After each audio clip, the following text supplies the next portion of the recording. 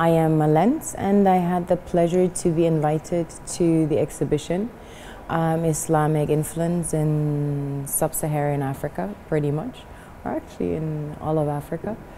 And I loved how the exhibition was curated, because it was well curated to give you an entire perspective of the influence from magic, you know, how the Quran is used in magical ceremonies that to this day are conducted, you know, and in voodoo ceremonies, voodoo magicians, to see the original manuscripts and the original drawings, you know, and to also have like photographers like Hassan Hajjaj, who really translates very well like traditional objects and people dressed traditionally, traditional musician, into contemporary pop culture, you know. And then of course Seydou Keita.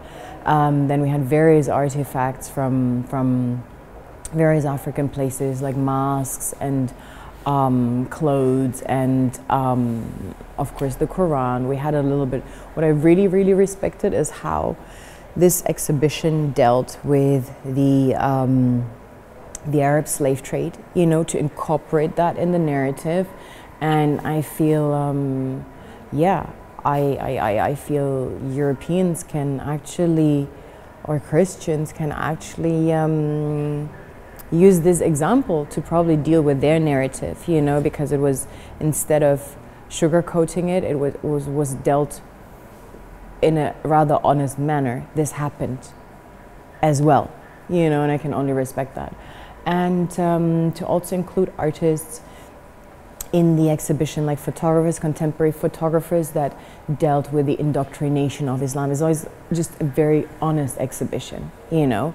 From tradition, it dealt with current context of Islam, you know, from an Islamic perspective, to really show a wider audience a perspective that is not seen in the media, that is not propagated in the media. The opposite is propagated in the media. Something very radical, defamatory is propagated in the media. So I appreciate it a lot. Whoever the curator is, I don't know, has done a great job, you know, to incorporate art, contemporary art, socio-critical art, to incorporate artifacts, you know, architecture. Then of course the academia, because a lot of people are not aware that actually the first university within Africa was founded by two Muslim women, madrasas at the time.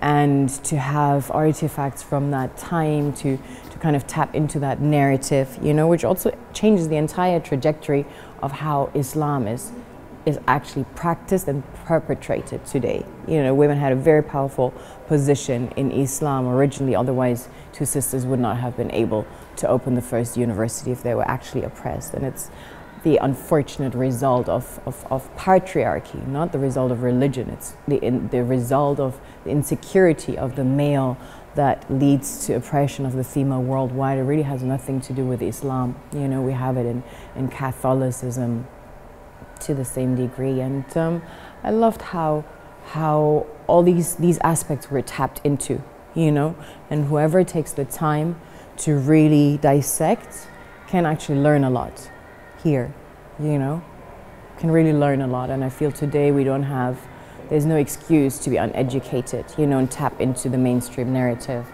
Things like this give everyone the chance to tap into remnants of the time, that document history of the time. And of course not everybody reads Arabic, you know. I've made that attempt a while ago, but I've only gotten as far as alphabet and basic readings. But at the time, a lot was depicted, historic events were depicted in paintings, you know, so we can even tap into accounts of that time that are drawn, and everybody can understand paintings, you know. And I loved it. I loved it was well put together. It was very well put together.